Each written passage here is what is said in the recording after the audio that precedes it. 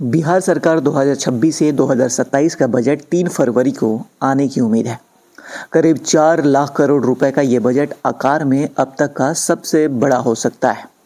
पहले बजट से 83,000 करोड़ रुपए अधिक संभव है। प्रचंड बहुमत से सरकार में लौटे नीतीश कुमार ने अपने पहली बजट युवाओं और महिलाओं पर खास फोकस किया है। इसमें 2 लाख सरकारी नौकरी और 8वें कमीशन का ऐलान हो सकता है। महिलाओं को 2-2 लाख रुपए देने का इंतजाम होगा।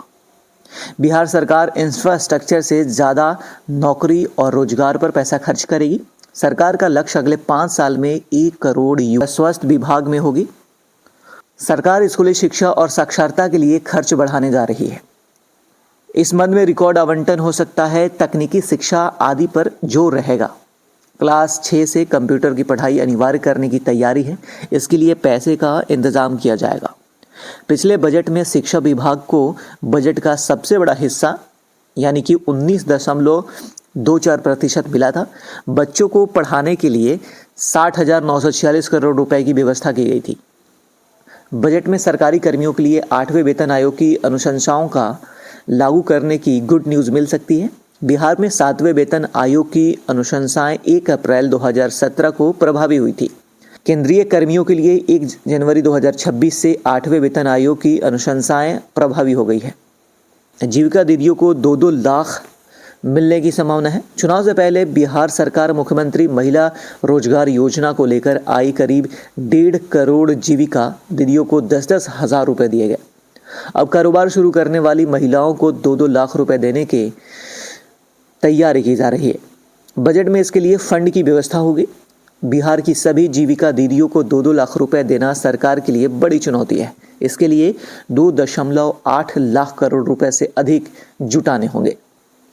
इसे देखते हुए कारोबार शुरू करने की शर्त रखी गई है। पिंक बस सेवाओं का विस्तार।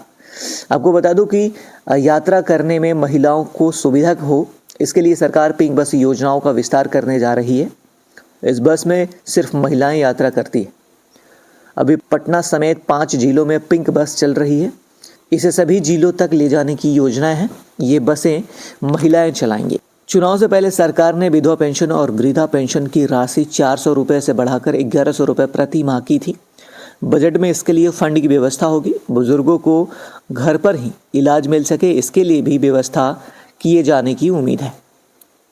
आपको बता दूं कि बिहार में एक्सप्रेसवे की भी तैयारी है, जैसे कि वाराणसी कोलकाता एक्सप्रेसवे, जिसकी लंबाई 690 किलोमीटर है। ये 2027 तक पूरा होने की संभावना है। बिहार में कैमूर, रोहतास, औरंगाबाद और गया से गुजरेगी। गोरखपुर सिलीगुड़ी एक्सप्रेसवे, जिसकी लंबाई लगभग 520 किलोमीटर है। ये 2028 तक पूरी होने की संभावना है। गोरखपुर से सिलीगुड़ी जाने में महज 6 से 9 घंटे लगेंगे।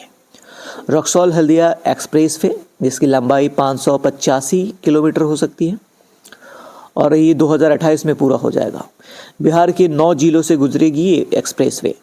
पटना पूर्णिया एक्सप्रेसवे, लंबाई 282 किलोमीटर और 2026 तक आधा काम पूरा होगा।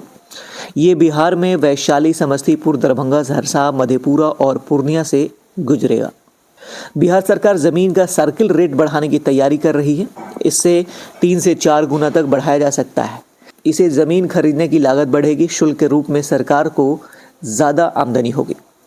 सरकार ग्रामीण इलाके में 12 साल से शहरी इलाकों में 9 साल बाद सर्किल रेट बढ़ाने वाली है। बिजली की दरें 35 पैसा प्रति यूनिट बढ़ाई जा सकती है। अभी इसके लिए बिजली कंपनियों ने प्रस्ताव दिया है। विद्युत विनियामक आयोग द्वारा इस पर जन सुनवाई की जाएगी। इसके बाद फैसला होगा। बिहार सरकार हाईटेक हो गई है। 2026 से 2027 का बजट ऑनलाइन बनाया जा रहा है। इसके लिए वित्त विभाग ने सभी विभाग के अधिकारियों को 4 दिन की ट्रेनिंग दी थी।